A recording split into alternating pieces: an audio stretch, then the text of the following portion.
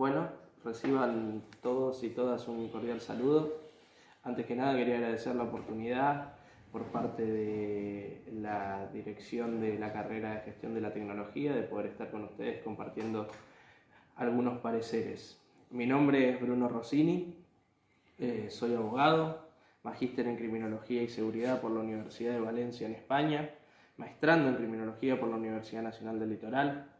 docente universitario, investigador y actualmente desempeño funciones en el Ministerio de Seguridad. Es para mí poder estar con ustedes un privilegio y un gusto, teniendo en cuenta que si bien algunos de los temas que trabajo pueden quedar un poco lejos de algunos de los lineamientos, habiendo tenido la posibilidad de ver la currícula de su carrera, también es claro que el perfil y la búsqueda de los profesionales que esta novedosa carrera pretende construir es sobre la base de la multidisciplinariedad y el diálogo constante con otras disciplinas. Desde ese punto de vista y en razón de las problemáticas y de los desafíos que creó la irrupción de la pandemia mundial del COVID-19, quisiera proponerle debatir de manera conjunta en 3 videos cortos que después serán profundizados y extendidos en una conversación que vamos a tener a la brevedad, algunas líneas que puedan tejer relaciones entre nuestros campos de estudio. El título que elegí para estructurar estos 3 videos es Entre la privacidad y la eficacia, los usos de la tecnología en el control y la prevención en épocas de pandemia. Y cada uno de los videos girará en torno a un eje estructurante, el primero de los cuales estará en diálogo con desarrollos y postulados desde la sociología y el análisis de los procesos interaccionales que se traducen en leyes que establecen límites a los estados para el uso o los potenciales usos de la tecnología. El segundo tratará de recoger algunas experiencias de gobiernos internacionales en el uso de las tecnologías, en el control y la prevención de este flagelo en particular. Y el tercero, el uso de la tecnología y las potencialidades del uso que se dan en nuestro país y fundamentalmente en nuestra provincia. Entrando al primer video, me parece importante destacar que la seguridad no es un concepto estable. Todos nosotros en general lo asociamos a la reducción de las posibilidades ciertas de ser víctima de alguna conducta prohibida, prevista de antemano por algún plexo normativo, pero también es necesario reconocer que está conectado a procesos sociales de mayor escala, trabajados por muchos autores, algunos de los cuales le voy a acercar a las autoridades para que ustedes tengan la posibilidad de leer, entre los que se destacan Zygmunt Bauman, por ejemplo, o Anthony Giddens, quienes trabajan un concepto que me parece central para pensar los acuerdos fundamentales sobre los que se puede estructurar el uso de la tecnología. El concepto que quería que trabajemos juntos es el de seguridad o inseguridad ontológica, que lo que plantea es que muchos de los tótems sobre los que el sujeto construía su propia identidad vinieron a ser derruidos y derrumbados por la modernidad. Actualmente el ser humano convive con una sensación de orfandad a la que busca dar cuenta mediante diversas estrategias y a los que los estados deben dar cuenta mediante diversas estrategias, entre las que se destaca fundamentalmente el uso de la tecnología. El uso de la tecnología y la gestión de la información responden a un acuerdo fundamental que se gesta al calor de estos conflictos, que establecen los límites dentro de los cuales cada uno de los estados puede definir las estrategias. Es por esto que quería, como primera medida, que pensemos juntos que muchas veces lo que puede y lo que no puede hacerse responde a procesos de mayor escala sobre los que tenemos que estar atentos. La pregunta fundamental, en intrínseca relación con esto que vengo desarrollando, tiene que ver con a qué estamos dispuestos a renunciar en términos de derechos fundamentales, en términos de conquistas, para poder sentirnos más seguros en un contexto y en una época en la que la sensación de inseguridad signa cada una de nuestras vidas. Los acuerdos o las fronteras que dibujamos a partir de la respuesta que damos a esta pregunta se traducen posteriormente en la creación de normas y de leyes que van a ser las que guíen el uso potencial de la tecnología y la que definan muchos de las posibilidades ciertas que tengan ustedes en el desempeño futuro de la carrera que eligieron. Para más información continuaremos con el segundo video. Bueno,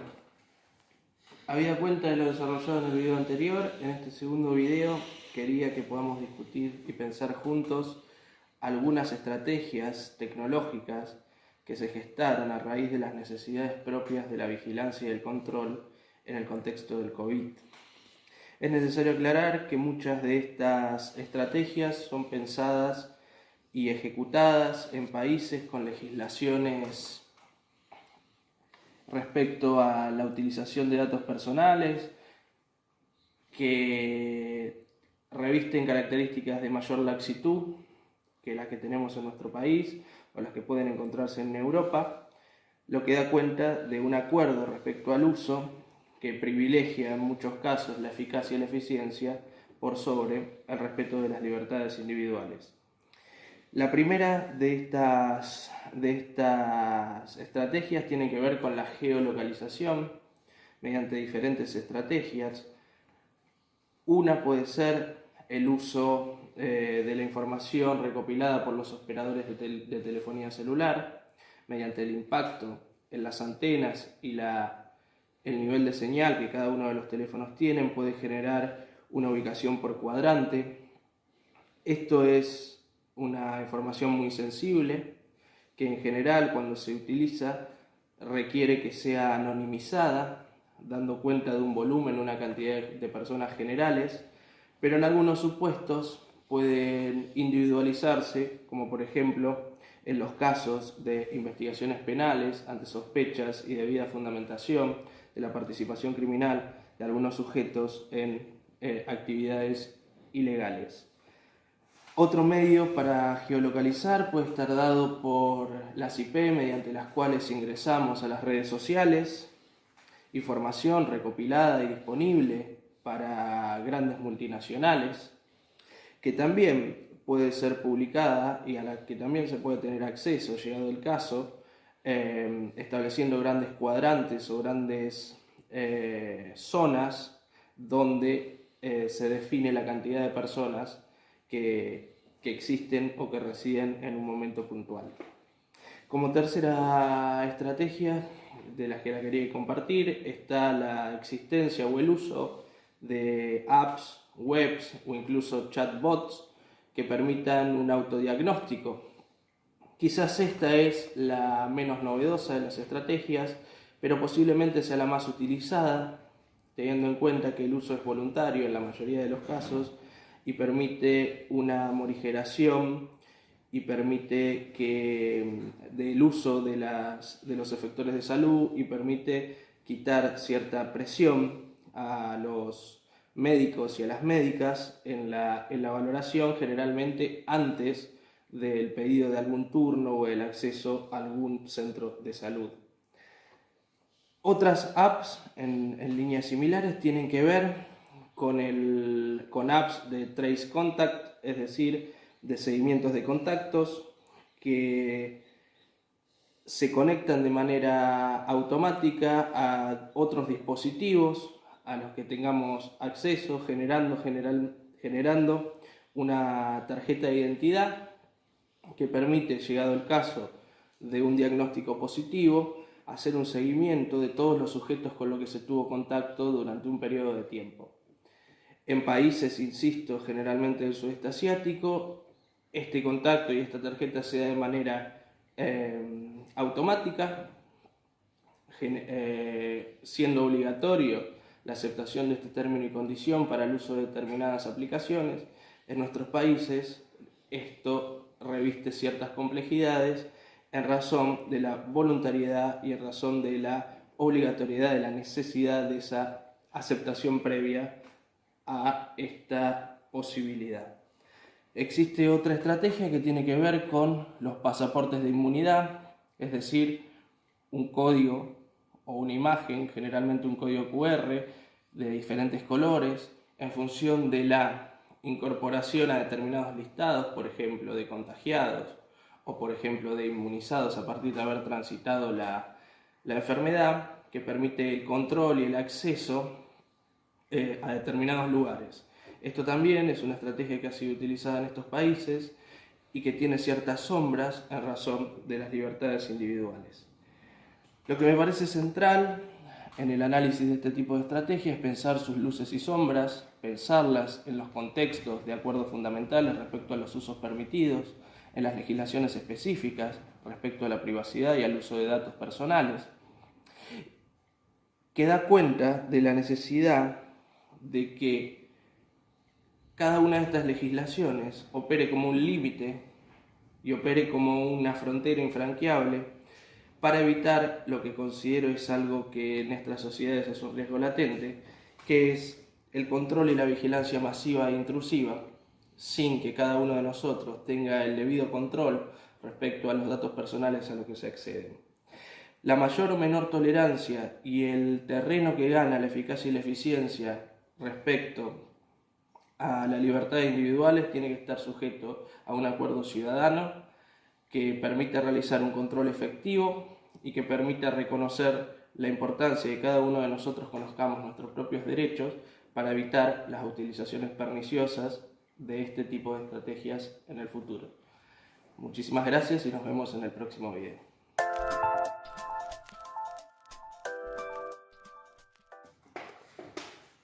Bueno, en este tercer y último video